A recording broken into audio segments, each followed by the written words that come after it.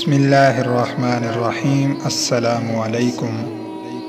प्यारे दोस्तों, वीडियो में आगे बढ़ने से पहले आपसे एक छोटी सी गुजारिश है कि अहादीस मुबारका, अक़वाल ज़र्री, सबक आमोज़ किस्से, कहानियों और इस्लामी वाक़यात की वीडियोस देखने के लिए हमारा चैनल दस्तूर हयात सब्सक्राइब करके बेल आइकन को आल पर क्लिक कर लें ताकि हमारी हर वीडियो आपको मिलती रहे। प्यारे दोस्तों, एक फ़कीर दरिया के किनारे बैठा था। किसी ने पूछा, बाबा क्या कर रहे हो?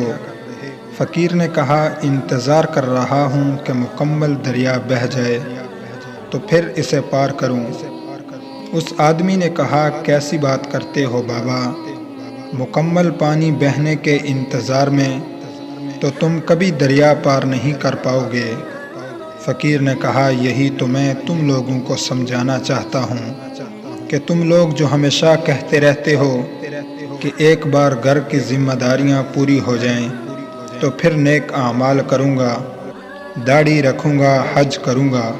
जिस तरह इस दरिया का पानी ख़त्म नहीं होगा, हमें इसी पानी से ही पार जाने का रास्ता बनाना है। इसी तरह ज़िंदगी ख़त्म हो जाएगी, ये ज़िंदगी के काम और ज़िम्मेदारियाँ कभी ख़त्म नहीं होंगी। प्यारे दोस्तों, इस वीडियो को अपने दोस्तों के साथ भी शेयर करें।